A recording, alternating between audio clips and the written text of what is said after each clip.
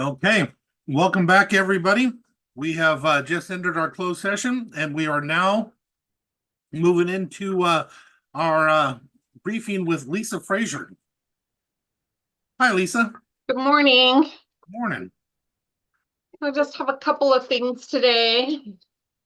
The first one being, well, I'm not sure what order they are in your record, so I apologize. I have two items. The first one I have in front of me is a resolution amending 5116 that claims impress checking account. We need to bring that balance from 10,000 down to 5,000 to meet the BAR's accounting manual and procedures. This was also requested as part of an internal audit of that account, which I recommend as well. So we would be updating the resolution to bring that down from 10,000 to 5,000. And then we would be adjusting that. We only need one signature, but that signature would not be the risk manager. So. Okay. Any questions, commissioners? Nope, sounds good.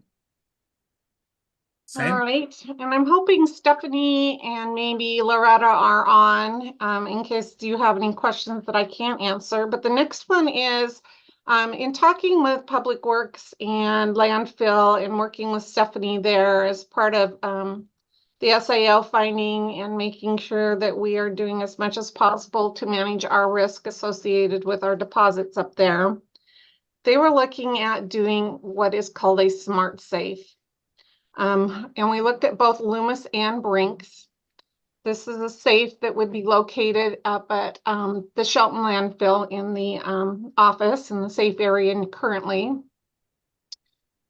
Brinks would come in and pick those deposits up and deposit them for us. There would be no transfers to the bank. The attendants would be entering in their cash as it comes in, it monitors as they come in and make those deposits. So the chain of command is clearer on what is deposited and when to who and where. There is a cost to this in doing this. It is approximately $16,000 a year. Loomis was slightly cheaper. However, we could not come to contract agreement with them. Brinks has been much better to work with, and why they were slightly higher, I think they are our best solution if we move forward with this. It's my understanding that Stephanie has ran some numbers showing the cost savings and employees' time by doing this, and she will not require a budget amendment in 2024. So, Lisa, on this, how will staff do it? They will put their numbers for their books. They come and pick it up, and the reconciliation will happen between their numbers and who do they turn that into and what the bank receives. Right. So when they put their deposits into the machine, it counts the actual cash and gives them a receipt. We can see all of that online, that accounting. That money is then deposited into our regular banking account the next business day. And we can reconcile to that. If there's any issues, then we'll have to do those reconciliations later. But each person will have their own ID, their own access.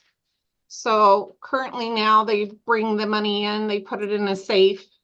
Then it's picked up by the manager and taken to the office where somebody else counts it and does the deposit, and then somebody else takes it to the bank. There's been some questions on whether or not that that chain of command, they had good access to who knew, how much was when and where. So this is just one of the things that they were looking at doing. It's first time for me for using this, so it'll be a learning curve for some of us. It seems cleaner. Commissioners, what are you thinking?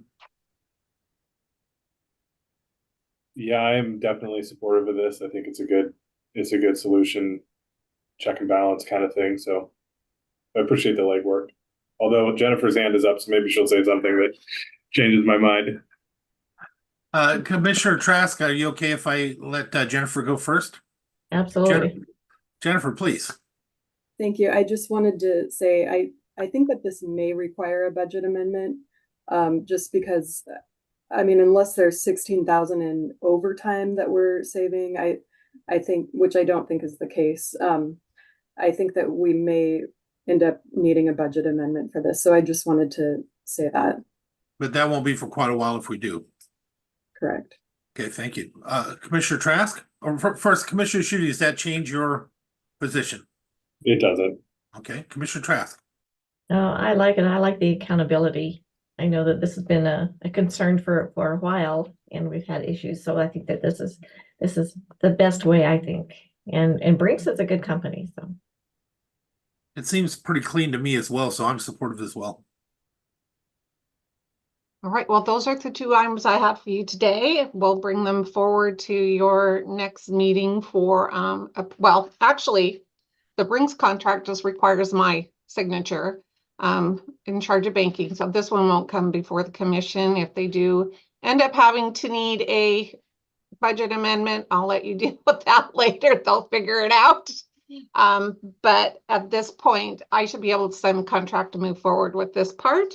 I did meet, as I noted in the cover letter, that I did meet all of the procurement policy requirements that we now have in place. So I will get that one taken care of. The other one for claims will definitely come before your next meeting for your approval. Thank you. Commissioners, do you have anything for Madam Treasurer? I do not. Thanks, Lisa. All right, Thank have you. a great day, everybody. Bye, Lisa. Thank you. All right, next up, I have Indigent Defense and Prosecutor's Office, Peter Jones and Michael Dorcy. Who's kicking this off? Oh, I guess I will. Okay. Thanks, Mike, for the point. So, as I think everyone knows now, back on March 8th, the Washington State Bar Association adopted some updated standards. And to my briefing packet, I attached both what I think the impact of those standards is going to be on Mason County, as well as sort of my proposal on where we should start in terms of doing some damage control on this. By the time we get, first off, our first deadline is July 2025. By then, I'm going to need about half again as many attorneys available to me through contracts and employment as I have now. So that's significant, but not totally insurmountable. But it gets worse in July of 2026, then worse beyond that in July of 2027. That goes off of our numbers as filed through 2023. And it should be noted that Mike actually did a lot to chop how many cases he filed in 2023. So there is, under our current system, there is going to be a difficulty chopping further. I am in the process of speaking with various contractors and seeing how many of those additional attorney slots I can get via contract. Right now, that's looking rough, given the lowering of case counts. Contract attorneys are also becoming more scarce. But beyond that, I think we need to start putting together a committee right now that figures out how to minimize the amount of cases that get filed. The fact of the matter is, by 2027, I'm going to need so many attorneys that even if we opened up the spigots and said I could play with an infinite amount of money, I don't think the attorneys would be there, right? They wouldn't exist. And so we're going to have to figure out how to avoid filing cases. And that's why I brought Mike along, because he's the one who actually files the cases and determines how many cases I get. And so, Mike, I'll let you speak from here. Yeah, I certainly haven't gotten to the point of trying to figure out how we live with that. But I'm definitely here to say that whatever that looks like for a task force, a group, a stakeholder meeting, a series of meetings to try to start planning for it. I think is necessary. Of course, this is all against what makes this so much more uncertain is it is all against the backdrop of my own office is still 3 DPAs short, with really no reason to be optimistic other than I'm a man of optimism, to think that that's going to change. I don't know. That's not going to change until something else changes, it would seem. We did get a little bit excited when the hiring bonus was approved, that we had a couple of pretty decent candidates apply to, and by a couple, I do mean two. We tried to reach out to both of them. It didn't work out with either in a very short order, and there's been really nothing since then. So I really, at some point, there's going to be a tipping. I mean, what Mr. Jones is talking about is based upon 2023 filings and trying to get an understanding as best we all can of the number of case credits that would have amounted to, which is going to be part of the new metric as we move forward. The reality is I've always I've never wanted to be in a position of saying anything other than case by case and triaging the best we can. Like, here's a category of cases we just don't prosecute anymore. I'm not looking forward to that day. I hope that it doesn't come, but if things don't change, our limitations, our staffing levels continue to decrease, and our necessity of focusing on the more important crimes in each court, which translate to more case credits, will. I don't even know how to do that calculus yet to figure out like where does the bleeding on the prosecution side stop, and how many case filings does that ultimately mean we realistically are handling, and how many case credits does that amount to on the defense side? But I certainly am here to join with Peter saying neither of us can do this on our own, and it's going to be darn near catastrophic if something doesn't change.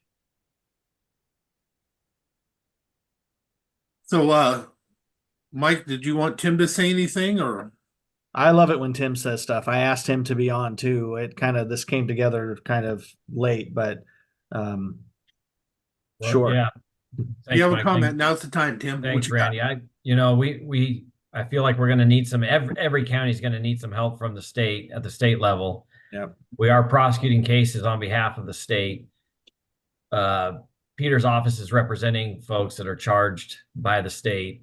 I know we have a lobbyist. I'm sure just about every county has a lobbyist. I'm wondering if we can get them to work on greasing wheels or trying to do something at the state level to help us out at a local level. Because Mike's right, Peter's right. This is a train that's headed down the track. It's going to hit us, and it's going to be bad. I would love to see state funding. I don't think that in planning we should count on it happening. Yeah, we got to look into it. We got to look into it, certainly, and I'm certain that those who can are.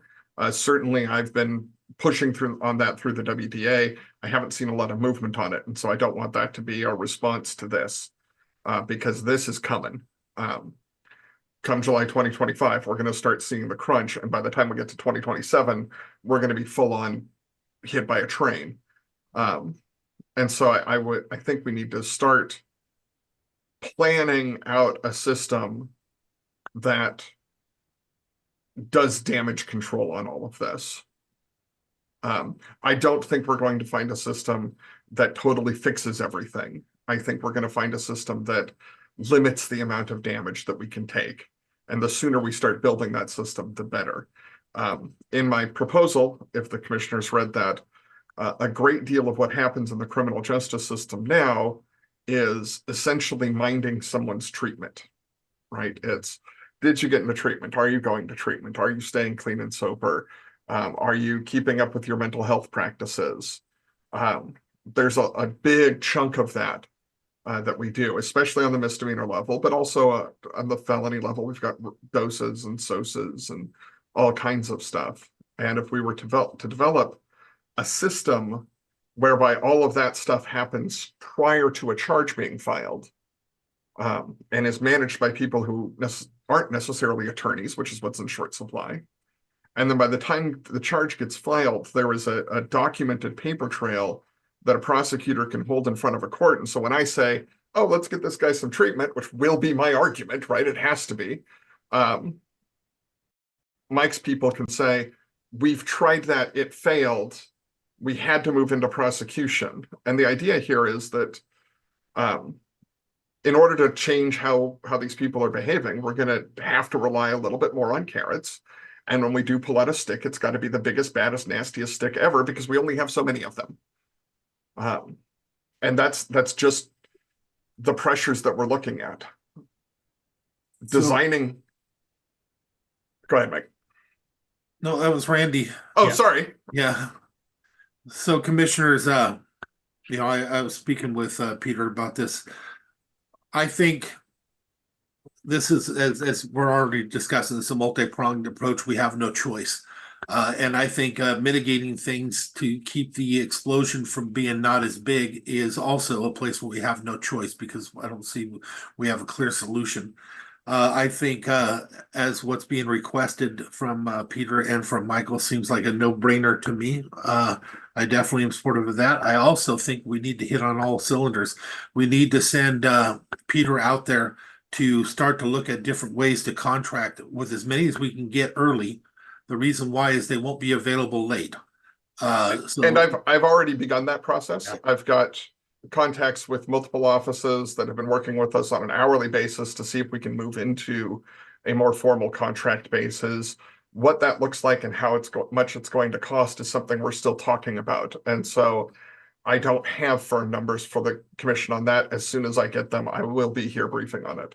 Yeah, and we need to be open-minded because the costs are going to be different than what we're used to. But also at the same time, maybe the different way of doing a contract, as Peter was talking about, where you're contracting with them for a set amount for all court case credit for that amount instead of just hourly. There may be other ways we have to look at this to make this happen. But and we actually already have a contract with Sean Tashner's office at Sound Defenders that does half of a full caseload in felony and half of a full caseload in misdemeanor. We have 2 contracts with them. And so we've already got that model established. It's just a matter of expanding it to other contractors. and the cost.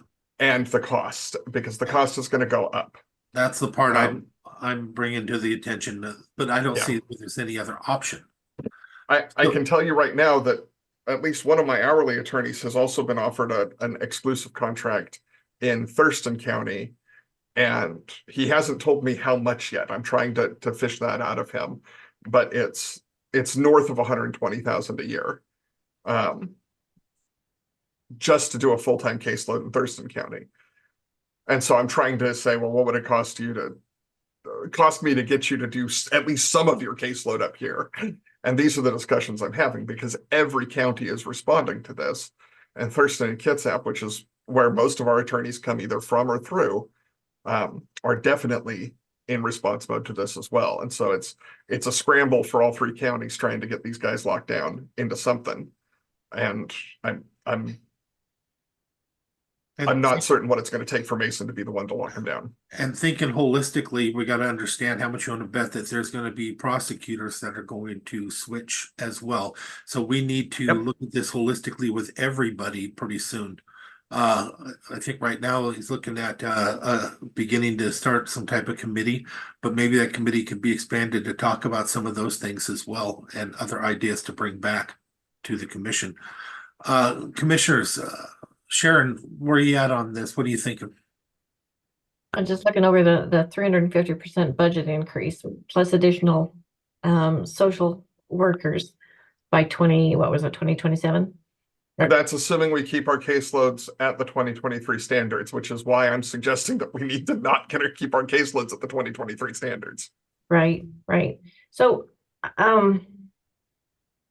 I think it's a great idea to to form a committee, but I think as a to add a member to this committee, I would suggest either one of our legislators or their staff, just so that they can see the impact that it's going to have to our rural county. This is going to hit every county hard, and every county is already jumping on it. So with the lack or the number of attorneys that Washington State doesn't have, it's going to be a hard hit to everybody and to every county, but not just to the counties and to our pocketbooks, but also to the people that we're serving. Yeah, So- I think that's important to note, and I both Commissioner Netherland and Commissioner Trask, what you both just said, that's the rub, right? We've struggled to be competitive with our neighbors as it is, and this is going to hit them. I mean, everybody's looking at this train coming down the tracks and trying to lock up attorneys and be attractive to get both prosecutors and public defenders. And when I hear that we're talking about a exclusive contract in Thurston County at 120, I mean, I don't think I have anybody doing any level of criminal cases that's at that level. Well, so that'd be a contract. It's not an employed expense, and so it doesn't include things no, like I benefits. understand. There's definitely differences. I'm just saying that that's one sign of exactly what I think we're all concerned about is our ability to compete. As Peter said early on, with a functionally unlimited budget, the attorneys still have to be there to hire. And when everybody's having that same conversation and we have that shortage, I really don't understand why anybody thought that significantly taxing the demand was going to fix the supply problem. Right. But yet here we are, and we've already seen, we've tried real hard to work along with the courts and the public defender's office to try to manage these shortages without a lot of direct impact or minimizing impact to public safety and to victims and to witnesses and to defendants. But we've already seen some cases get dismissed for lack of resources, lack of public defense resources. And we've been able to limit that to kind of some of the lower level crimes. But I mean, that's just a sign of what's to come. If these other problems are getting increased by a factor of 5, so is that problem. I mean, I could be by myself and I could charge 1 million cases, but they're all going to get dismissed if we don't have attorneys on the other side. And I can't charge 1 million cases. So Commissioners, go ahead, Commissioner. Is there anything in the Washington State Constitution saying, because this really is an unfunded mandate coming down to us, is there anything out there saying that the courts can force us to, I mean, I understand we have to do this, but is there an argument out there where we can say, look, we have limited resources. We're a local government. Gosh, I don't want to tax our people anymore, but yeah, you know what I mean? Is there anything out there that we could use to argue this? From what I have seen, there are 2 answers to that question, and it depends on whether the Supreme Court enacts CRR 3.1. Or amend CRR 3.1. And Well, Tim, it's correct me if I'm 12-1. wrong, because you're the civil guy. But answer 1 is if it stays like it is, and it's just WSBA standards and the Supreme Court doesn't take up CRR 1, then our requirement as a county is a little flexible. We've got the statute RCW 10.101.030 that says that our public defense standards, our county public defense standards, should use the WSBA standards as a guideline. And so there's some flexibility built into that statute. It's a should and it's a guideline.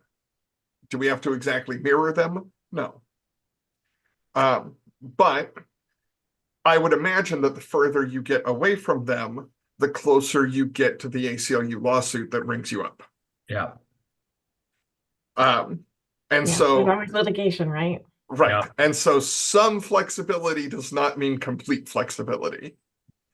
That's how it stands now. The moment that thing becomes a part of CRR1, then a court cannot assign a public defender if that public defender is not swearing under penalty of perjury that they are capable, and quarterly we have to file these declarations, that they are compliant with CRR1. As you And do so, now.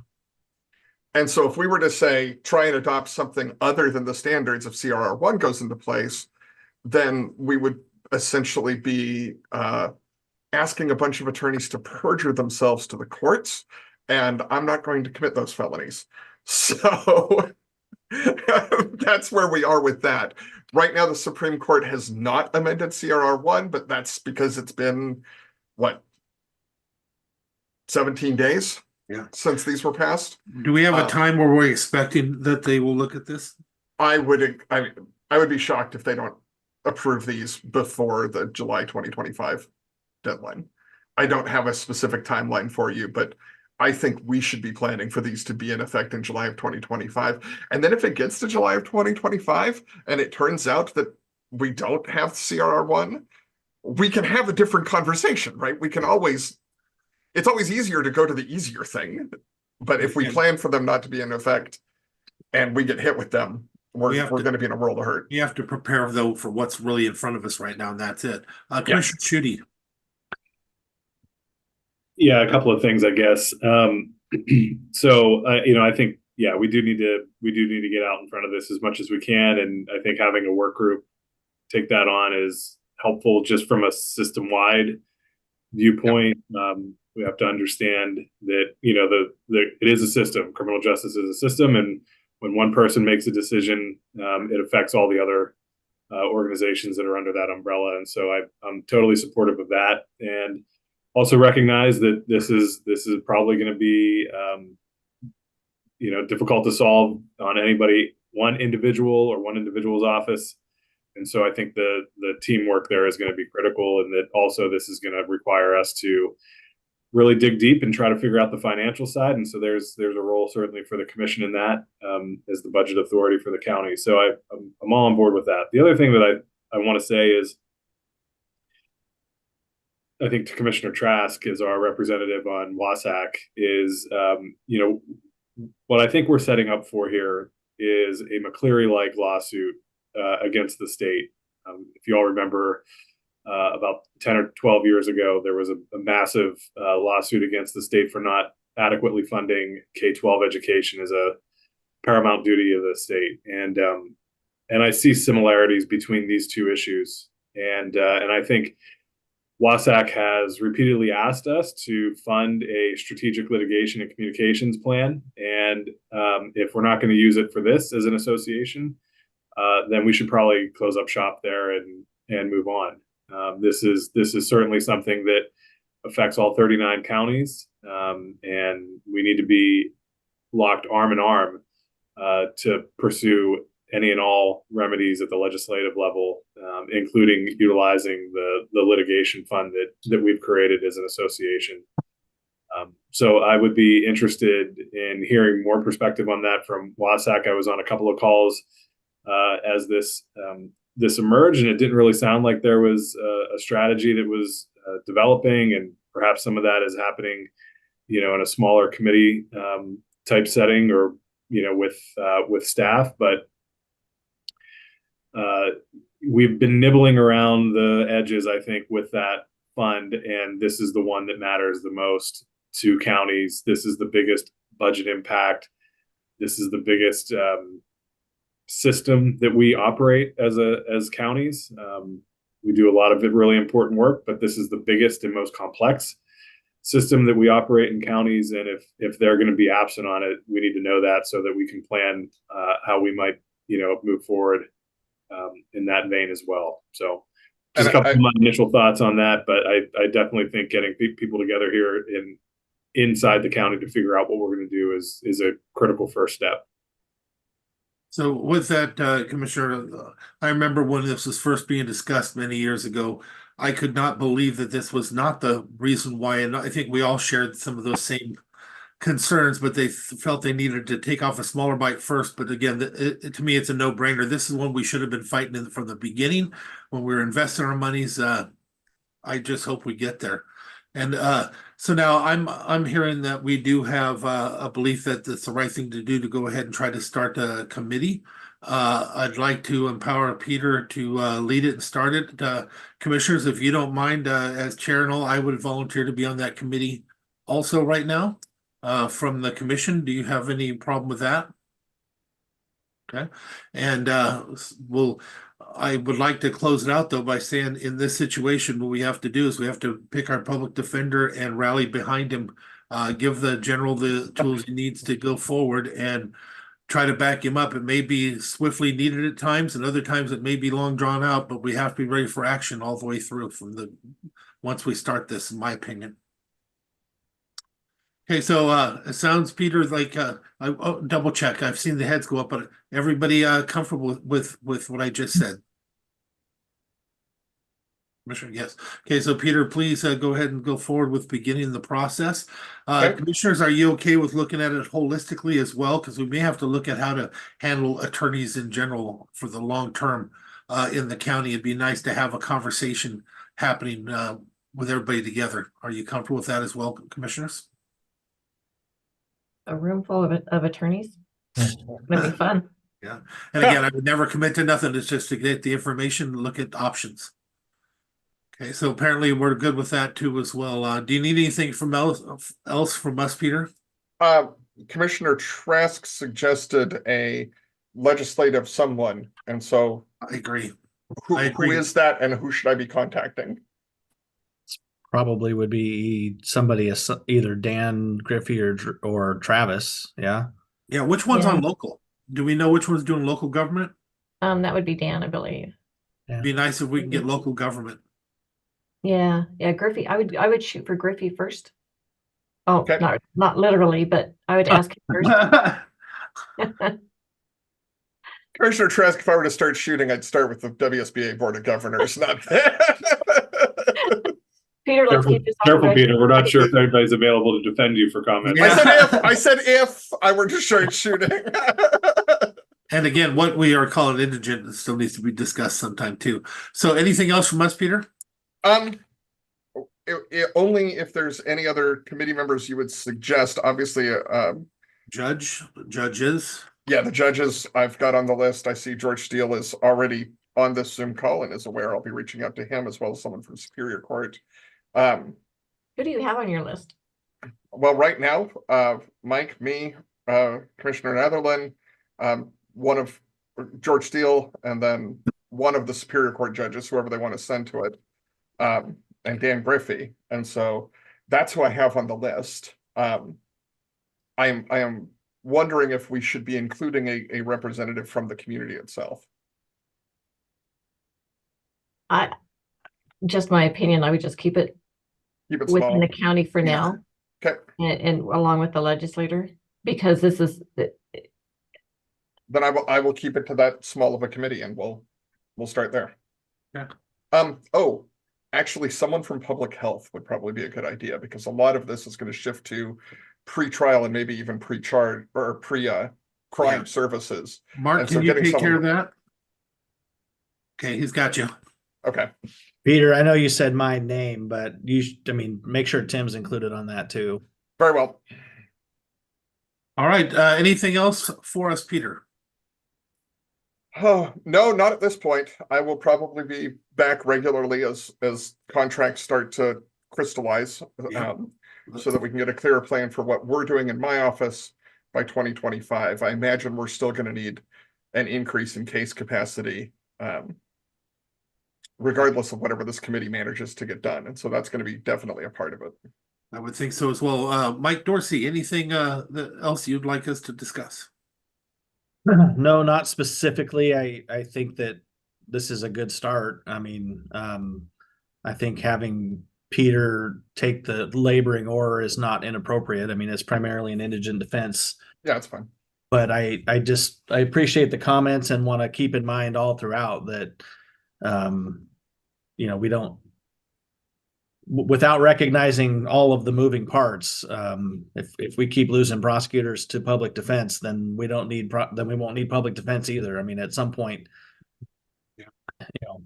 this is something that needs to be taken into consideration globally, because it's gonna, you put your thumb on one scale, or maybe that's the wrong analogy, but you focus on one part of the problem and you work on solving it, and you're potentially causing catastrophic damage to other organs of the body. It's like a balloon. We got to push somewhere. The air's got to go somewhere else. Commissioner Trask, do you have anything further for them? Commissioner Schutte, do you have anything further for them? I do not appreciate Peter stepping up on this. I will probably also reach out to the sheriff's office and see if I can get someone from there on that. That makes sense. That makes a lot of sense to me too.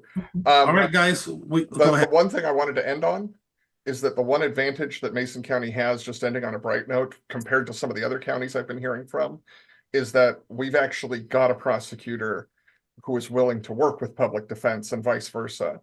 That is a huge benefit, and it allows us to do something like we're putting together here. Other counties are struggling with that, and I just want to say that I really appreciate Mike being willing to step up and work with me, because we would be so much deeper in if we didn't have that. Yeah, Mike and Tim both, you're very much appreciated. All right, guys, thank you very much. We're Thank gonna you. go ahead and Thanks. move to the next item. The next item we have, sorry that we're running late, Undersheriff, but the Sheriff's Office and Undersheriff Adams. No problem. Could you hear me? Yes. Good. Thank you. The previous discussion was very interesting. It was nice to hear about another unfunded mandate. At least we know that there's one constant in the universe that continues from year to year. So nice to hear. Sorry about that problem that Peter and everybody's having. This is a topic that we wanted to bring to you. This is something that was important to the sheriff when he was elected to office, and we've been kind of slowly working on it over the last 6 to 8 months or so. The sheriff really wanted to be here to brief you and talk to you about this himself. However, his daughter is being sworn in as a deputy at the Grant County Sheriff's Office today. So he decided it was more important to be over there and deal with that. And I agreed with him 100%. So I will be here to see if I can explain this to you adequately. One of the things that was really important to the sheriff, coming from his experience in the state patrol and larger organizations, was having the appropriate amount of support staff in the organization in order to deal with all the behind the scenes work that needs to be done. So one of the things that we have been trying to do is look at how we can utilize existing staff and existing positions rather than adding positions in order to maximize our functionality.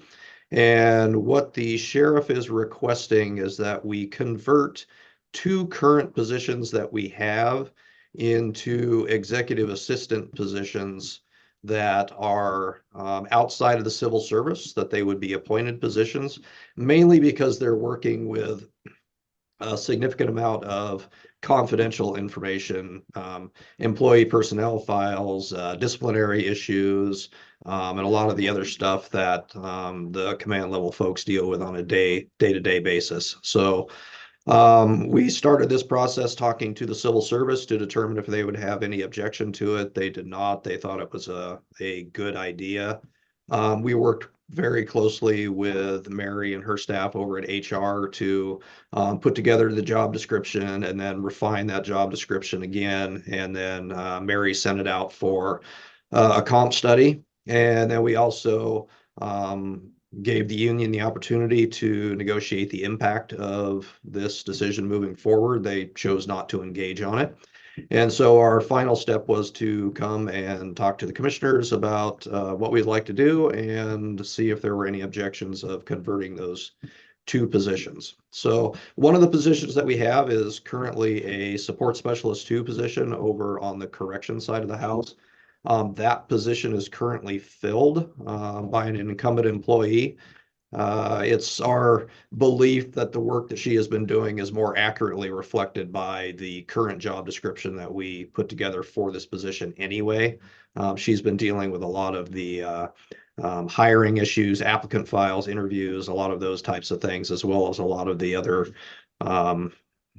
more sensitive issues over on the correction side of the house. The other position that we would like to convert is one of our finance assistant positions. That position is currently open, and we don't intend to fill that position after analyzing the amount of workload that is in our finance department and talking to our finance manager. There's not enough work in our finance department for that position to be filled, and so we think it would be a good opportunity to convert that open position to the second of these positions that we're requesting. So that's kind of it in a nutshell. I'll entertain any questions you may have. Commissioner Schutte. No questions for me. I appreciate the work that you did on the front end of this to work with HR on what this might look like in your office. And so I'm sure we'll have to address some things for 2025 if this gets approved, maybe, but I certainly support the efficiency and opportunity this provides for the office. Thank you. Commissioner Trask. And I too appreciate all the work that you've done, and I know that you've been working with Neary and HR to come up with good job descriptions. So appreciate that as well. So when would these go into effect? Sooner rather than later. The position over in the correction side could be implemented right away. She's already currently in that position. As soon as we converted the position over, the incumbent's already in there. So the second position, we would be looking both inside and outside the department to find the best person to fill that. And I don't imagine that would take a long amount of time, but we do still have the entire background and everything process that goes along with filling our positions. So is that are you supportive, Commissioner Trask? I just have one more question. So in order to fill the position with the person that with two new positions, Mary, do those have to go out and be published, or can we recruit from within?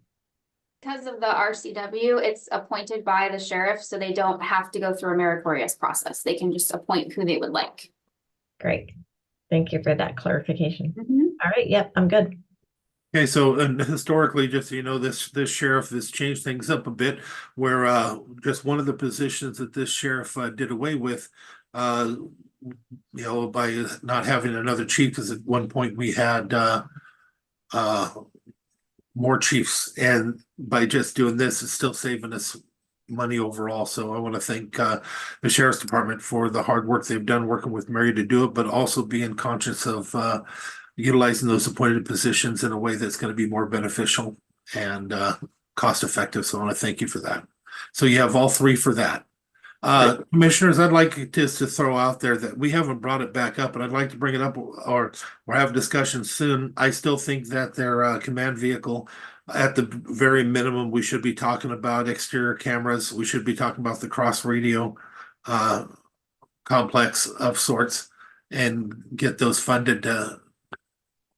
So I don't know how you want to do that. You want to have that discussion today or have that brought back to us, or what you're thinking? Commissioner, could I weigh in on that?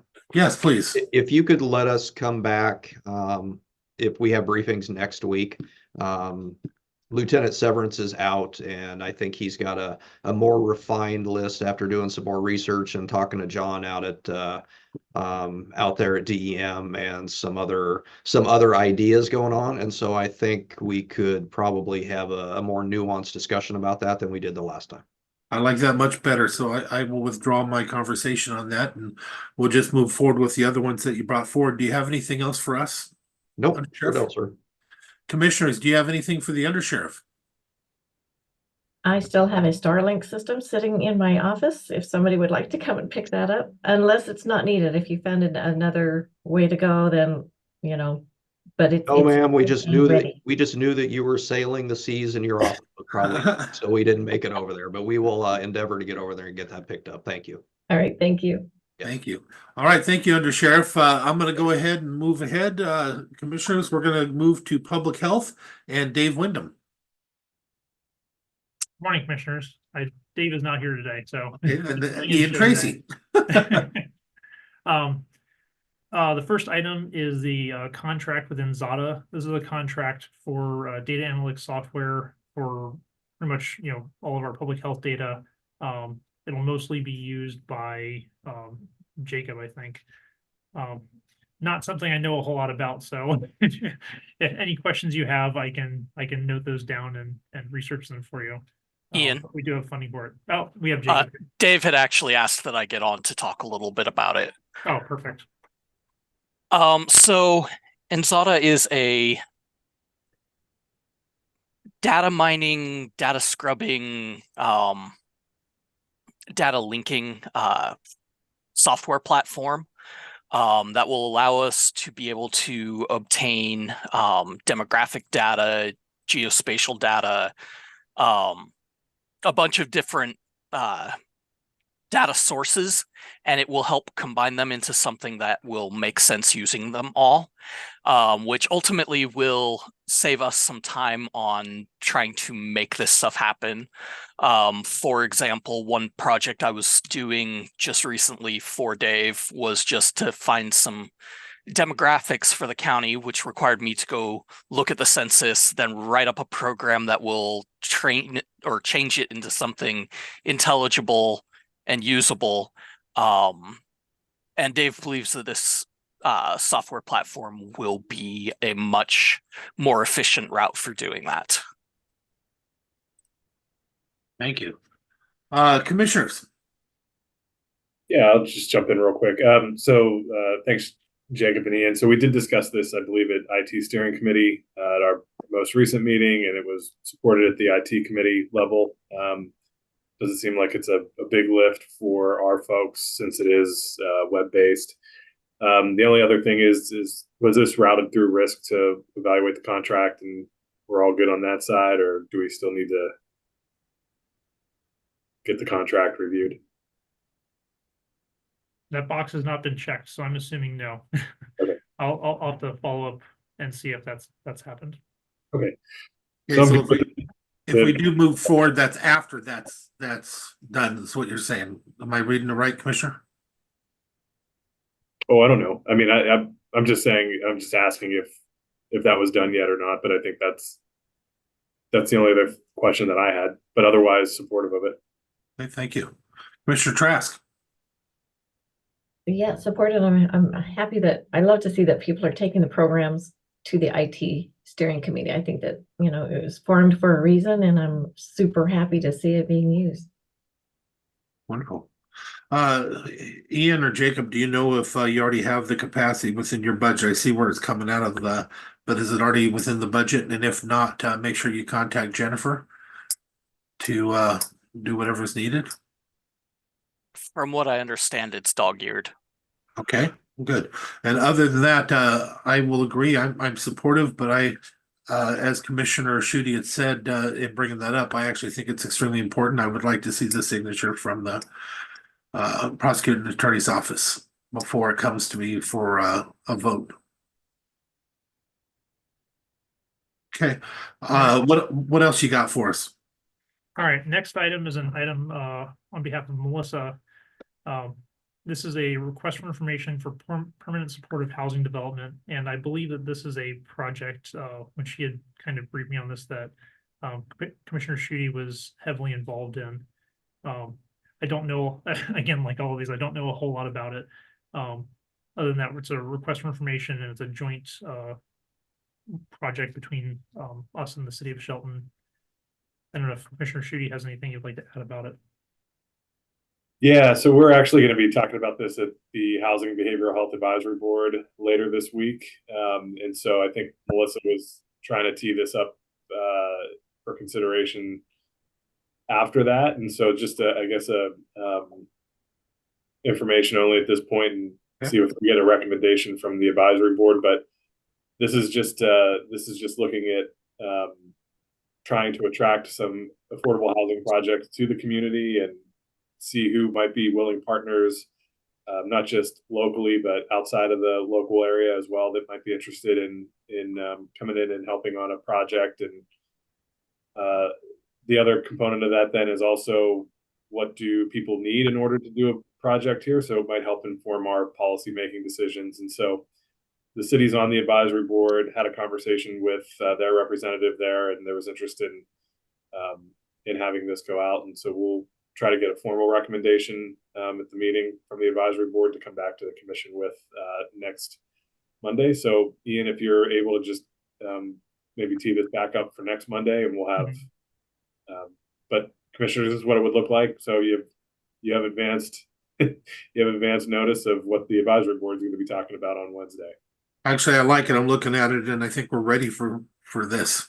So I look forward to seeing the finished product. So for informational purposes only, I accept that. And Sharon, do you have any questions on it? No, and I'm super happy that we're working with Shelton to get this done. So it's exciting. Who's the representative you mentioned, Commissioner Shitty, from Shelton? Mayor Nisco is the representative on the advisory board, and so I discussed it with him and their city manager as well. Excellent. Okay, what else you got for us, Ian? All right, next item, we have several liens. So when we have code enforcement cases, such as, solid waste cases, not as often sewage cases, but more often solid waste cases, we in the past have taken those cases to the hearings examiner, and the hearings examiner has ruled in our favor in many of those cases, and will typically issue a judgment saying they owe X amount of fines, and if those fines remain unpaid within 60 days, then they can be filed as a lien. And we have a list of properties that I've attached where we never followed through. And like I said, this is historically in the past. None of my staff have worked on any of these cases that we currently have right now. These cases we received those favorable judgments from the hearing examiner, but liens were never filed. And I spoke with our prosecutor's office and the treasurer's office, and we don't have a functional way to move forward with these liens. We don't have a way to collect them, and we don't have a way to really complete the process at this point. They're just too old. So my proposal is to forgive these or mark these as invalid so that we don't have confusion among staff. Because one of the processes that happens when someone is buying a property, they check with our department and say, are there any outstanding liens that need to be paid on this? And these list of properties here, these are kind of question marks. It's like we have a judgment against them, but we don't have a lien. So I'd like to clear them up one way or another so that we don't have that as a challenge for staff. Like, is this a lien? Is this not a lien? Yeah. And even if it's not a lien, it's still a debt. What are we using to make a determination that we have the ability just to excuse it and let it go? Just the guidance from the treasurer's office and the prosecutor's office that we're able to even fines that have been liened on properties, we have regularly reduced those fines or reduce those liens or waive them completely depending on the circumstances of the property. Commissioner Shitty, I see you're unmuted. What do you think?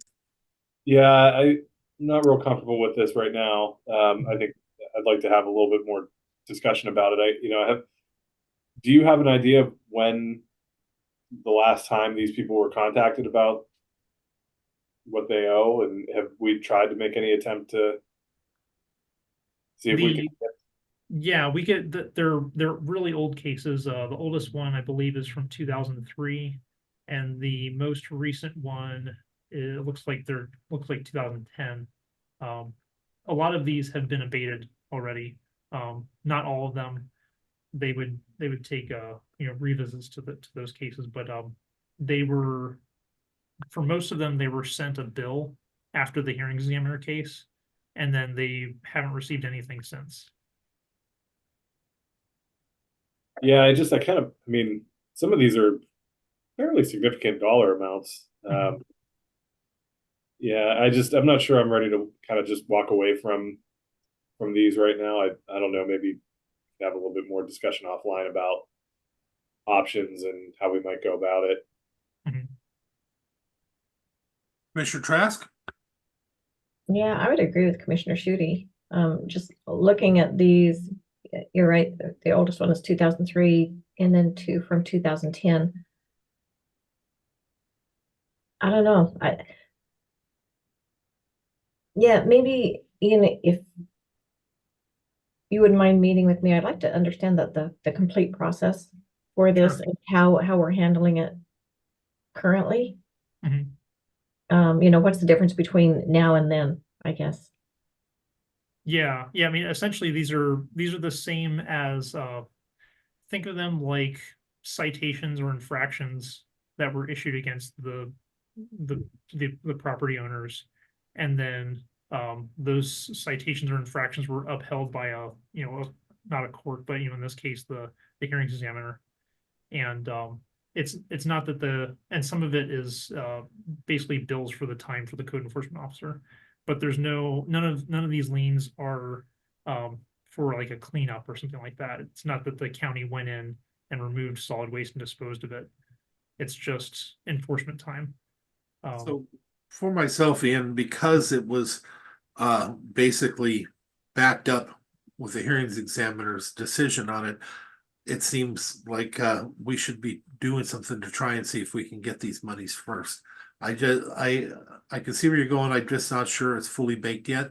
Mhm. So I'd like to see us move forward with trying to collect the money and making some efforts to collect it first. Some of them, as Commissioner Shooty said, are pretty significant. I'm looking at Yeah. $12,000 one, another one at 10 and Mhm. close to the people count on that. If it got there, is that interest? And if that's not interest, should there be after so There- many years? Yeah, there would be interest on some of those if they were filed as liens. Like I said, I'm not sure where I would go with this because I consulted with Lisa Frazier, the treasurer, and she said she doesn't know how she would ever collect this money for us. If So it wasn't, any ideas that you have, I'm definitely open to it. I don't know where to go. well, we also have the a possible of statute of limitations. If there was no lien filed, we could stay there forever with that. But if it wasn't, if it was just a debt, at what point does it become null and void? So can you ask that question as well? Mhm. Yep, I can do that. So other than that, maybe we can talk about this again at a future date. Sure. So what else you got for us? I had a quick question for him, Randy. Please. So are you saying that we cannot place a lien on the property itself? My understanding is that these are so old that it would be, I don't know if there's a law against it, but it would be unethical, maybe is the right term for it, to take something that the county dropped the ball on for so much time and then to suddenly now after 10 12 even more years come to them and say we're slapping lien on your property now. I definitely could see that if the property had changed hands from the time when it was done, if it's still owned by the individual that had the lien against them, that may be a different story, but we can discuss it offline. Yeah. And discuss the opportunity to at least reach out and let them know there's an outstanding debt. What do you want to do to remedy it and start with that? Mhm. All right. What else you got, Ian? Next item is closure response plans for Lilywop and Tahuya. So as all of you are aware, we created our Mason County Clean Water District, and that took a lot of the burden off of the department when it comes to shellfish downgrades in Mason County, because we have one countywide clean water district. So we don't have to create a shellfish protection district for downgrades when we get them, but we did get some downgrades back in September for Lilywop and Tahuya, and part of that process is we have to create closure response plans. A lot of these are essentially a formality now because we have an active program and an ongoing program. Closure response plans in general, the the goal of them is to set up a program that a jurisdiction could then apply for a grant to get money to tackle the pollution problem in an area. Whereas because we have ongoing funding through our clean water district, and we have ongoing work in these areas already, we're already tackling the problem, and we do expect, based on how the water quality data is going, for there to be a potential for upgrades of these areas in the future within the next year or two. Because the way the Department of Health determines whether the area is closed or not, they look at the last 30 samples at their sample site, and all you need is one high hit to drop off of that of those samples, and then you're back into approved status. So these are the closure response plans that we drafted, and we sent them to DOH. They were made in coordination with DOH, and it's just, you know, putting it in front of you to see if you guys have any questions for us, comments. There's like I said, if this was intended to go and seek grant money for, there would be a whole task matrix, but fortunately we did not have to go through the extra work of doing that, because we already have ongoing work, and we're already implementing a plan in the area. Commissioner Trask, anything for Ian? No, no, it's sad to see that they're closed, but gotta get it fixed. We don't want people getting sick. So. Well, they're not closed. They're conditional areas, so they're closed part of the year versus all year round. So that part's good. It's not a full-time closure. Good. Thank you. Commissioner Schudig, anything for Ian? Yep, appreciate the updates and the work on this, Ian. Thank you. Thank you. All right. Is that all you have for us, Ian? The last item is something that I believe was requested by Commissioner Schudig, I think, or maybe it was one of the commissioners. And that's a proclamation for National Public Health Week. It should be it's the last page. It doesn't have a briefing sheet, I don't think. But Yeah, I I don't saw have it it at the on end here, of the- but that's okay. We don't need one for that. Okay. You're asking to read it, right? I've never done one of these before. Do I need to read this tomorrow? We usually like it if you would come in and read it. Okay, the entire page? Yeah. All right, I can do that. If you don't come in and read it, they make me read it. So I would really appreciate you coming in. Yeah, I can definitely do that. I'll try not to stumble over all the whereases too much. Commissioners, with a head nod, are you comfortable with him putting it and coming in and reading it tomorrow? I am. Okay. All right. You're on, Ian. Does anybody have anything for Ian before he goes? Hearing nothing. Thank you, Ian. Have a great day, and we'll see you tomorrow to read that. Thank you. Don't forget a tie, top hat, the whole 9 yards. Okay. All right. All right. Next up, we're going to go ahead and move into Public Works. Loretta. Morning, Commissioners. Morning. First up, we have our annual crab certification submittals that requires signature by the chair and Mike. You pretty much spit it out. That's it in a nutshell. We have the annual certificate for 2023 and the traffic law enforcement 2023 and the fish barrier removal certificate for 2023 that needs the chair's certificate signature. These need to be submitted before April 1st. Kelly and Stephanie did a lot of work on this in a short amount of time. We are a little late this year because of the new software that CRAB decided to spring on us beforehand. So they've been having some problems too. So we would like to get this on the board's agenda for tomorrow to be approved and move forward. Commissioners, any objection? Not for me. None for me. Sorry, Mackenzie. Yep. Sorry, Mackenzie. We almost made it. Thank you. Actually, we have something else at the end we got to do anyway. So what else you got? Next up, Richard has good news to share about substantial completion for the Belfair Sewer Extension. How you doing, Commissioners? Good. So yeah, just like Loretta said, we are here to tell you that as of March 21st, Belfair Water Reclamation Sewer Extension Project declared substantial completion. Right? Yay. Ow!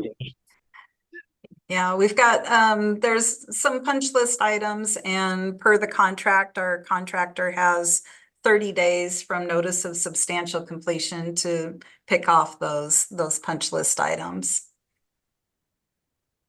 But yeah, made that hurdle. Yeah, so did you reach out to the public? Did you reach out to, Can't see. sorry. So you let the Public Works Board know? Yeah, as soon as we've got the PDF of that letter, that will be forwarded to the Public Works Board Commissioner. Yes. Awesome. Yeah, very exciting. And we just got to schedule a ribbon cutting. Yes, please. All right. Yes, we do. And then the last item that I have, commissioners, for a discussion item is TipCap asked that we share. They're getting ready to schedule some community outreach activities and wanted to share the draft of their presentation with you, and certainly invite any comment or feedback or direction to the advisory committee. And I believe that was in your packet, but happy to walk through that if you like, and certainly happy to take any comments and feedback. Commissioner Shooty, what you got?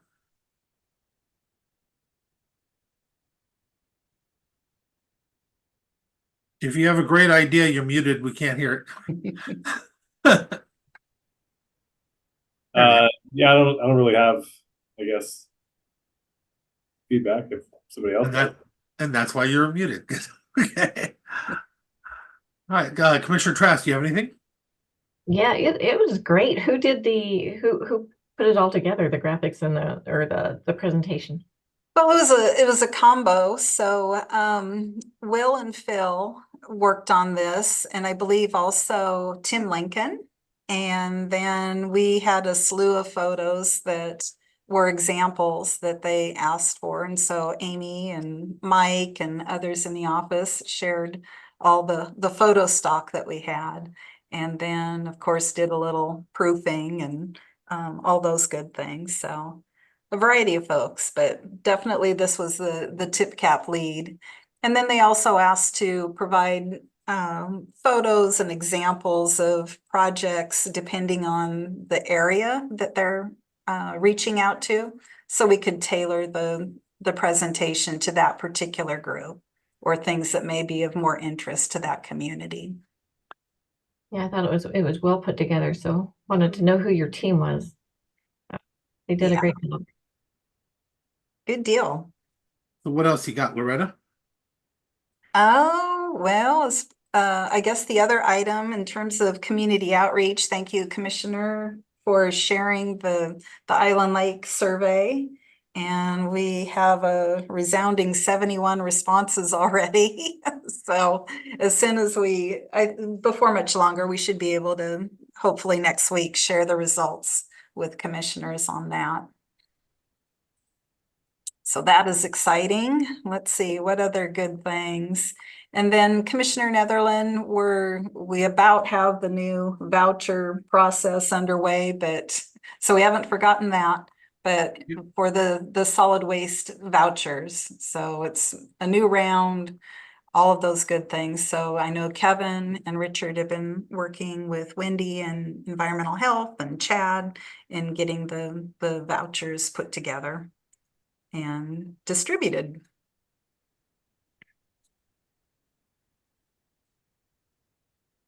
And that's all I've got for now. Commissioners, anything for staff?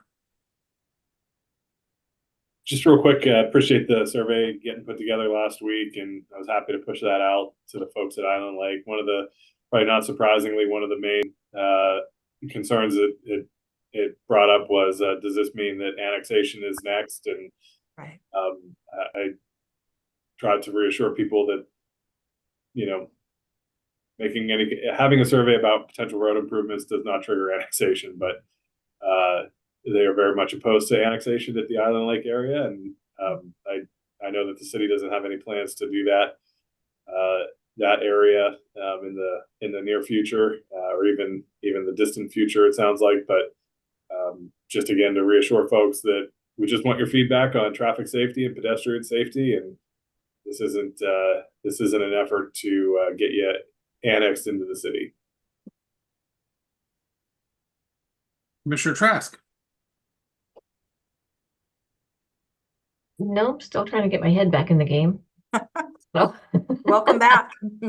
Welcome back to the game. I've got two things for you, Loretta. One, we received an email from Brad Carey regarding the work that he's been doing on the creek. One of the things that seems to be extremely needed is tree removal or trimming located within the county right away.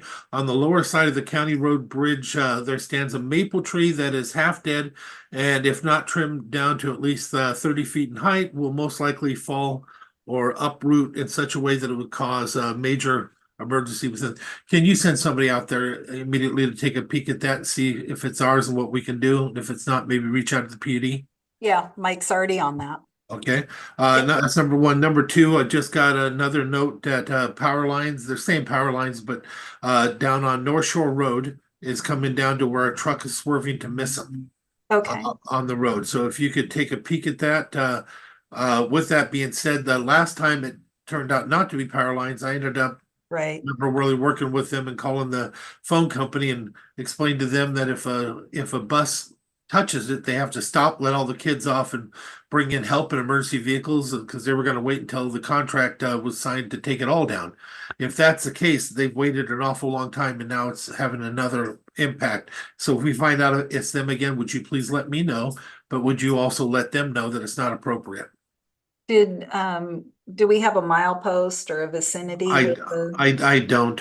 Because North Shore is a good long road. I know, but it sounds like it's in the beginning. Okay. This person lives pretty far up there. Okay, other than that, I have nothing else. If hearing nothing, then we thank you very much.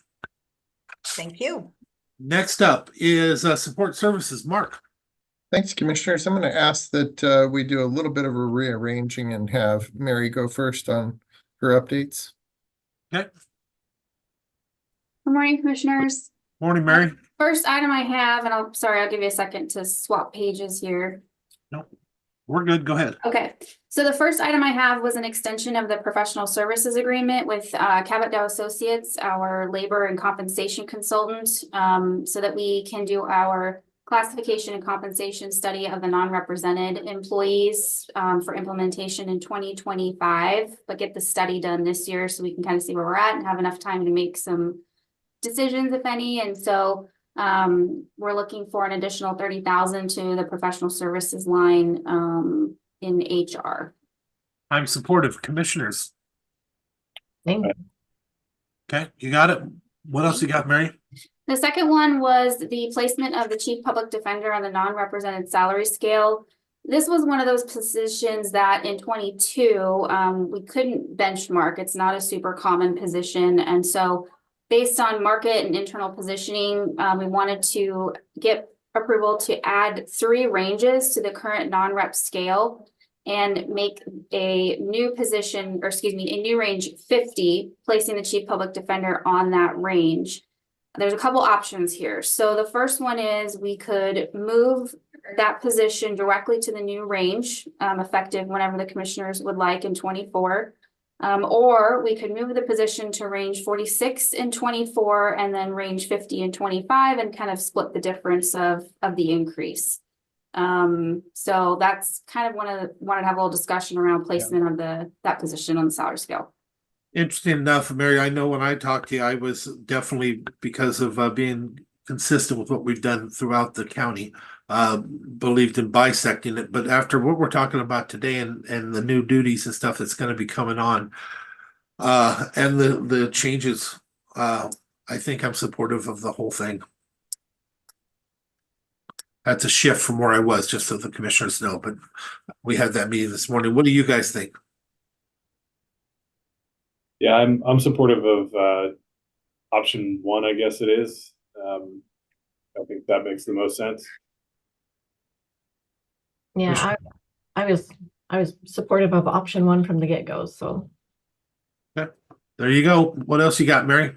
I think that's all I had this morning. And then just so you know, that position will then be not evaluated as part of the non-rep class and comp study because it has already been done so this year. So just wanted to clarify that.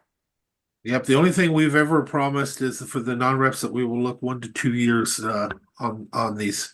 That's all we can do. And they never used to have that. We never did any of that. This commission has done great strides with our HR to be able to make sure these people are well represented. Even though they're non-represented, we represent them and fairly. So thank you for all that, Mary. I appreciate the support of the commission. Thank you. Mhm. Yeah, Mark? that was a challenging one. If the commissioners remember, when we did our comp for non-represented staff in the past, we couldn't find comps for it. So it actually required us to go out and do some additional work to try and figure out what is the correct placement of this position. So I thank Mary for really going out and working with the Cabot team to figure that out. And I thought they came up with a great solution. So thanks for supporting that. Already got, do I have John on here? Talk about Latimer's Landing? Yes, sir. Unfortunately, my camera isn't working. Can you hear me? I can. Yes. Outstanding. I'd like to begin with Latimer's Landing. You bring that up. Of course, that was the last one we had.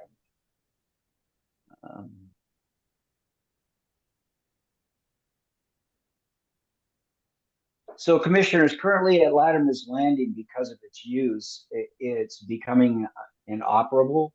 It's getting pretty dangerous. If you haven't been out there lately, when you walk down towards the dock going out into the water, the dock twists in multiple directions.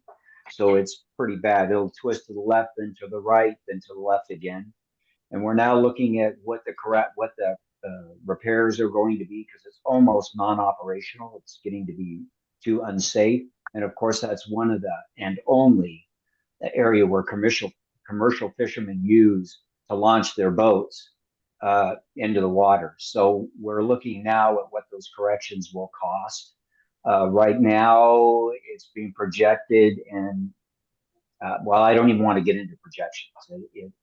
It will have to be repaired exceptionally soon. So we're working on that right now, looking at a plan which we'll present to you once we have that worked out. Are there any questions? I just wanted to give you a heads up that that's coming, because it will be a costly repair. Commissioner Trask. So this will go out for an RFP. Do you have a date? No, ma'am, we're putting that together now. We wanted to try to get some type of estimated figure on what the repairs were going to be, because there are limited contractors who do these type of construction projects.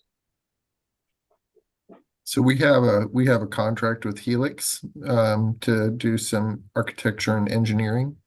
And I've reached out to my contact there to see if they have a marine dock expert that we could potentially utilize. So I will let you know what I find out. Okay, when does our contract run out with Helix? I don't know that off the top of my head. I think we set it up for 3 years. Okay. Kel, did you have a question? Yeah, I just wanted to remind John about permitting, and happy to help with him on that and timing. So if once he gets the permits in, he's got 2 years to start, so that, he can maybe start that concurrently with the RFP and stuff. Absolutely. Thank you for that. I'll make a note of that. I think we need to figure out first if it's, how to repair it.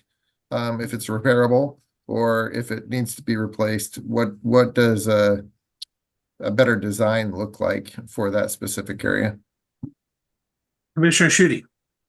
Yeah, I was just going to mention that I believe the Port of Hoodsport is going through some emergency dock repairs that just got funded in by the legislature. They may have a contract that we could piggyback with on their design and engineering part of that, or even the repair. So they may have some of this done already that we could utilize. Thank you, sir. I made a note of that. All right, what else we got? Second piece is Foothills Park. We're getting ready to put a dog fountain in. The same nonprofit that helped with the fencing purchased the fountains to put water in there. We're just going to run from the bathrooms up to each of the 2 fenced dog parks, which will be about $600 coming out of REIT 2, which will then put water in for the summer, and that won't have to be carried up. And they're purchasing the fountains themselves and donating it to the county. The only So we question, wanted to brief on that. the only question I have on that, is there any liabilities, for example, if they're sharing this and it's being set up by the county, put in there by the county, do we have any liabilities if parvo or any of the other things happen up there? I will check with risk, but I'm sure that we can put into the agreement that all we're responsible for is ensuring that the water runs, not in the liability that goes. That's kind of what we did with the park itself, that they use it at their own risk. Yeah, well, and there's, go ahead and get a hold of Nicole. There's been a change that's occurred in Oregon, and it looks like it may be coming up here, but she'll fill you in on that. So if you don't mind, give her a call. Absolutely, sir. I'll do that. Thank you. What else you got? A final thing is Mason County, we created a ESF, Emergency Support Function 17, called cybersecurity, because of the risks that we're currently facing throughout the county and our partners, and the cost for downtime and repairs. We followed the federal government's suggestion of creating a specific emergency support function for this.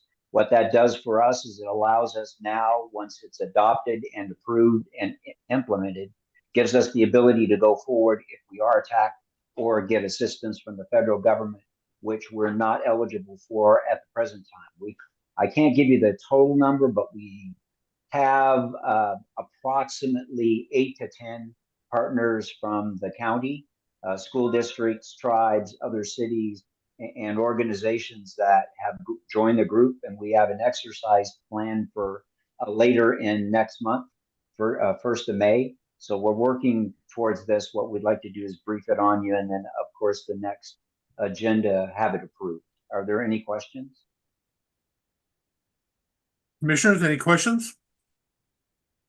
No questions, just really excited to see this get started. I think this is a really smart thing for us to do locally. So appreciate TJ's work on this, the other partners' work on this, and John, you bringing it to us today.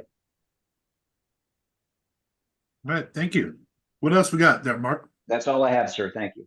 Thank you, John. Thanks, John. Diane, Child Abuse Prevention Month. Yes, I'm asking if we can put on the agenda a proclamation declaring April as Child Abuse Prevention Month. Diane, are you gonna read it? Sure. Diane's gonna read it. And since we're amending tomorrow's agenda, can we do it tomorrow?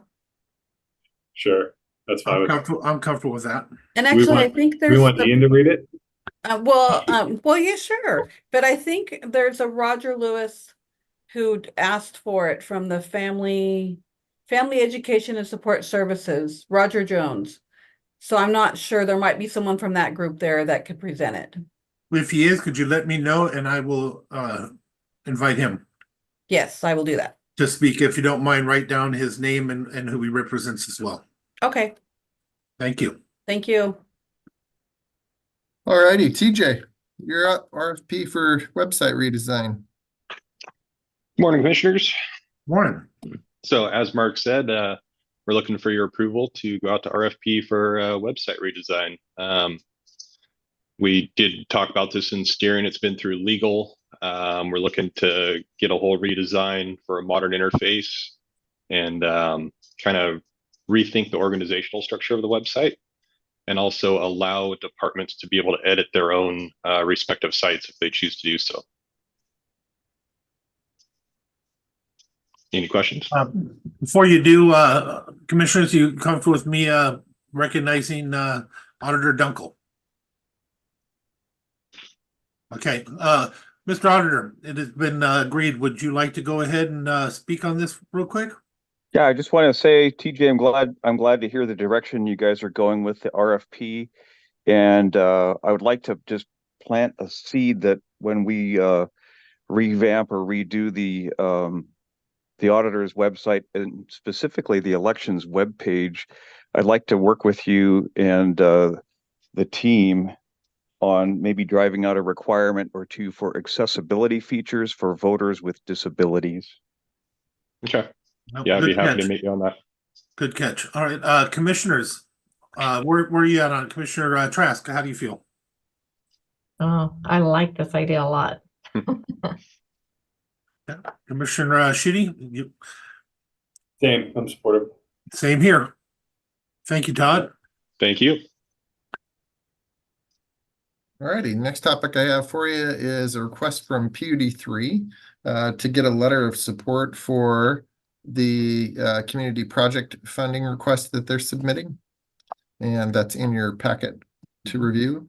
This is for the 2025 Goldsboro switching station. Are you comfortable with that, Commissioner Shooty? I am, and then I have just a comment when we go through this. Go ahead. So we get ourselves into these like time crunches with letters of support. And so Mark, I'd maybe ask that you take back to your leadership team a conversation about how we might improve our letter of support process a little bit. I think this has been a project that's been on our SEDS list for quite a while, which we approve annually. And so, if there are some improvements that you can work on process, that if we're getting letters of support requests on a tight timeline where we have already supported or approved the project's inclusion on a list, maybe that's one direction to go. But however, if you guys see any ways to improve it, because Commissioner Trask, when you weren't here the other week, this came up and, so we're talking about it now, but we really don't usually have a ton of time to turn these around, but don't want to also be a barrier to organizations that we've historically supported. And so might be a good opportunity for Mark and team to look at the process. Yeah, matter of fact, Commissioner Trask, to let you know, at our meeting, two commissioners, this came up actually on a Tuesday meeting, which had never happened before. And the two commissioners looked at each other and felt that we would not and should not take on an issue on a Tuesday meeting. It only gets on there with, put on the agenda with two. And it wasn't agreed with by two to be put on the agenda. So we asked that not happen again. Do you have, did I say that right, Commissioner Shooty? Okay, so with that being said, do you have any heartburn with that or anything you'd like to say or do differently? Because we decided on that when you weren't here, but it seemed like a no-brainer to us at the time. Yeah, no heartburn at all about it. I think it's like Commissioner Shooty said, it's been on our list for a while, but it would be, sometimes I do feel like these letters of support come up and we have to put them on the agenda for the next day. So it would be, if we could come up with another system to make it so that, and I understand people have a lot to do also, all these other organizations. If there was a way to do it, that would be great. Maybe on our new website, that would be cool. What I heard Commissioner Shooty ask, and let me know if I'm thinking down the same line that you were thinking about, is that when the commission has approved a project for other portions of the county, so like on the SEDS list, that's something that we place on the SEDS list, and we're in support of it. I actually have another one that I'm going to bring up today, and if you don't mind, I could bring it up now. Commissioner Netherland received an email from Terry Drexler asking for a letter of support for Youth Connections against Patty Murphy's congressional delegation spending grant that they have. So she's able to she has a pot of money that she's able to push down to her individual districts. This is a letter that we approved last year for this application. So it'd be nice to be able to re-up that approval without having to go through a full process like this. And if I could establish some criteria, Commissioner Shooty, I believe that's what you're asking for, is some basic criteria associated with, if these things are present, then we can take an alternative process for approving a letter of support. Yeah, I mean, that's why I think I'd like you guys to have some discussion about that and bring some options to us. I mean, I'm supportive of the letter for Youth Connections as well. Just be out in front of that, I guess. But the other challenge that we have sometimes with these is, is the timing, and then rarely, but is it going to be a competitor to something that we're also applying for?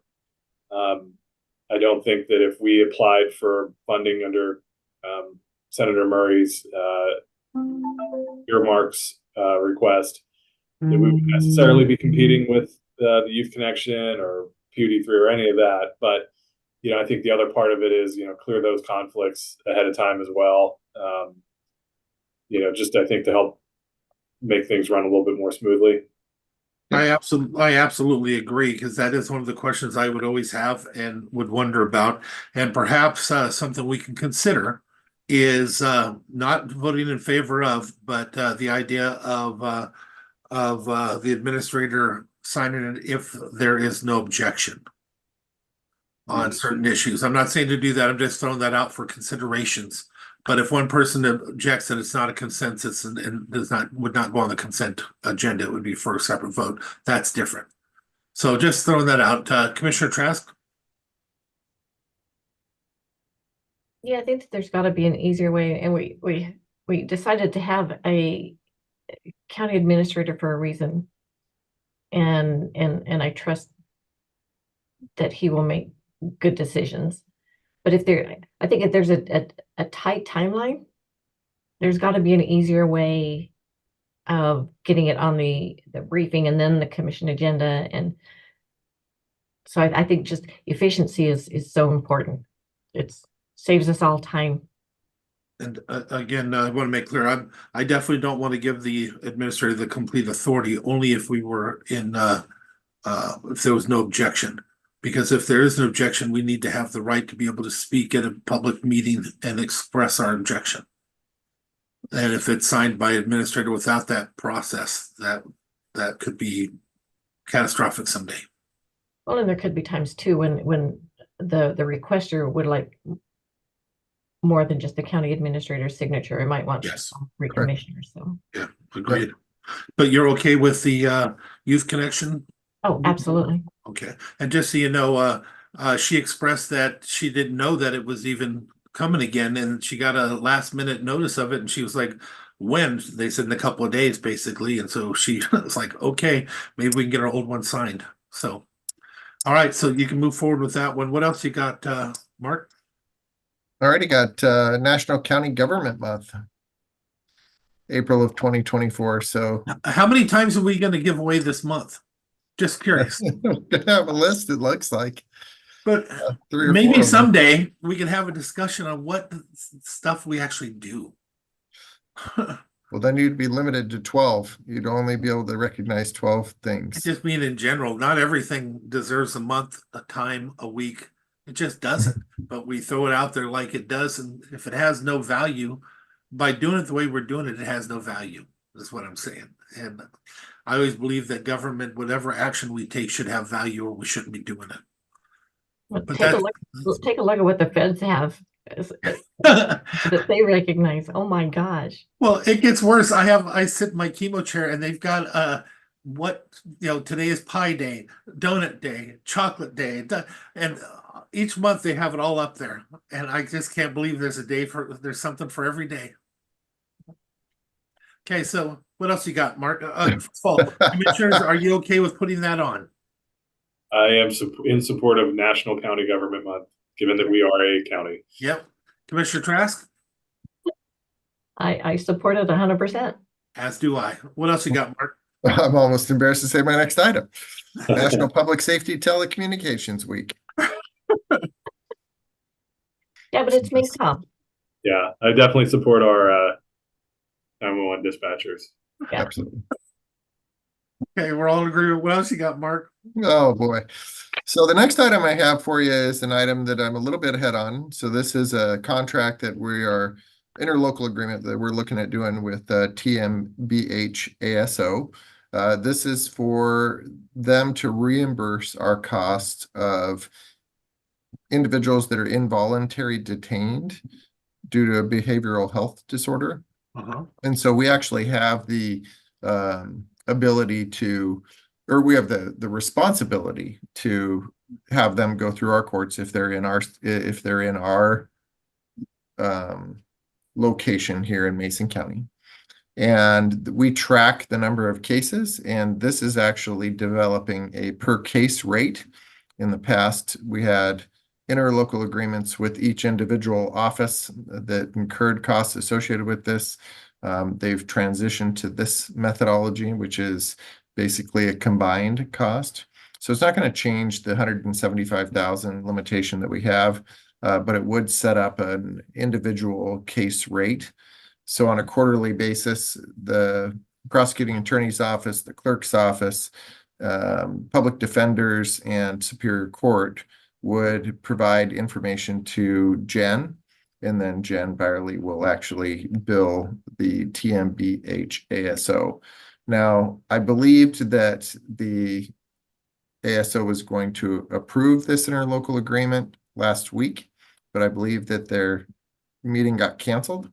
And so I was wanting them to approve it before I put it before you. I believe that in mid-April, they're going to have this interlocal agreement on their agenda for that meeting. And what I would propose is as soon as they approve it, then I could bring it back and put it on your regular agenda. Okay.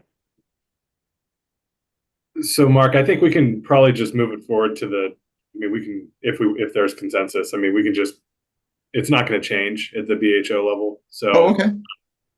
It's just the process of things. So if we wanted to go ahead and move it to our meeting on the 9th, that would be fine. If we wanted to wait until the 23rd, that would also be fine. Part of the process side of things, commissioners, is Thurston got a little bit confused on how to manage this, and so they were a little bit hesitant, but I think we're pretty much dialed in with this now. And we can take action on it in April, and that would be fine. I also just want to thank Tracy Munger at the prosecutor's office for spearheading putting this together. She had a great spreadsheet that was able to collate all of the costs associated with participating in an involuntary treatment court for all of the different departments, and they got everything back quickly. We did this at I think, a much better process than our friends over in Thurston did, so I'm really proud of that from our group here. And ultimately, this will be a more streamlined way for the county to get reimbursed for work that, once again, we do on behalf of the state in involuntary treatment courts, like the one at Telecare on Coda Street. So glad to have this done. And Mark, you did a great job in kind of herding everybody through this as well. So look forward to adopting this both here and at the BHO. You serve on this and you do the work. I will support your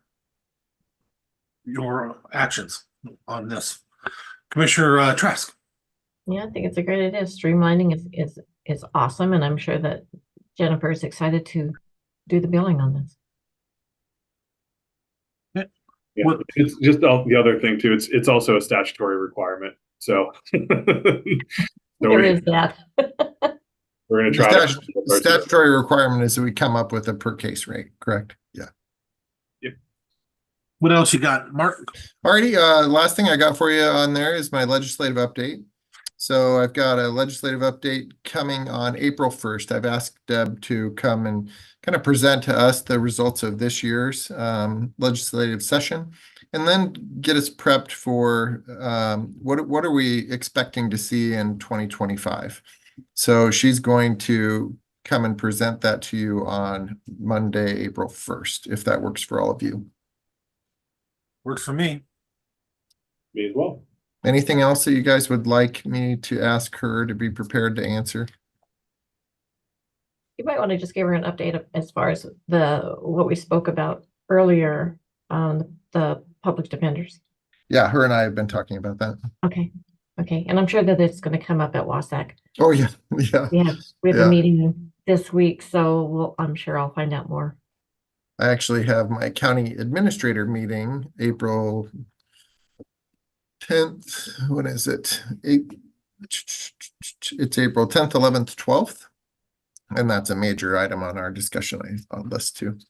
As it should be. Yep.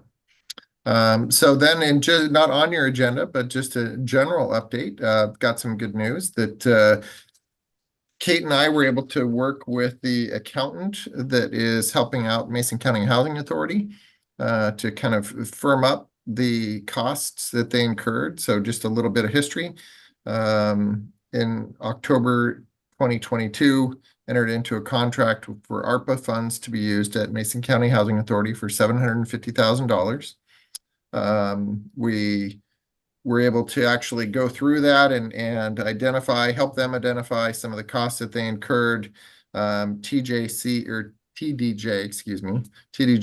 the accounting firm is working with them, and so they were able to find some additional costs. They provided us documentation with all of that stuff, and so we were able to specifically identify that they had expended $385,794.73 on allowable costs. And we communicated to them that the remainder, $364,205.27, should come back to the county. We immediately received a check from Mason County Housing Authority I think it was last week. And so that has been deposited and we're good to go.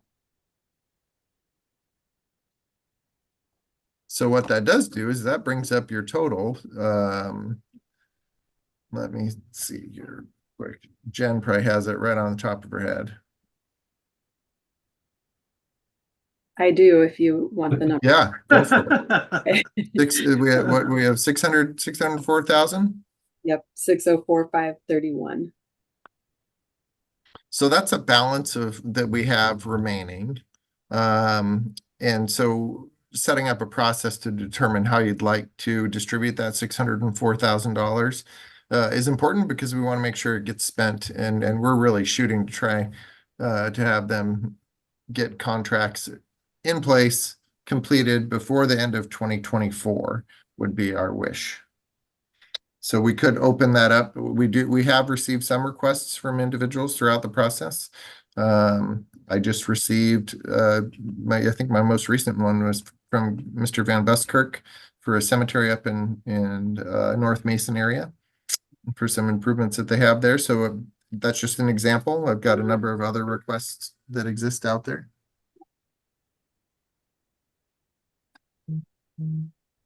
Can we maybe for next Monday see a list of those outstanding requests, and then that might help us make a determination if we wanted to do a brief solicitation for other things? Absolutely. Yep, I believe that Kate and Jen have all of those requests that have been submitted, and we can put those together and show you what that looks like. Okay, yeah, that'd be great. I think that'd be cool. Yeah, also, if they think there may be some others, as I've said before, I think we'd be smart to make sure we're not caught off guard, that we select some of the projects that we're already going to do, we're already going to pay for, and also include them on that list so that we can make sure to not lose any of that money. Yeah, it's a little bit difficult to specifically identify additional projects on the reporting that we have to do to the federal government, because you're only allowed to show them up to the amount that they gave you. Yeah. So 100% agree with the concept, Commissioner Netherland. Interested in how we can do that for sure. Well, if we try, we might just find the answer. Yep. What else you got for us? That's it. Okay. Commissioners, do you have anything for Mark?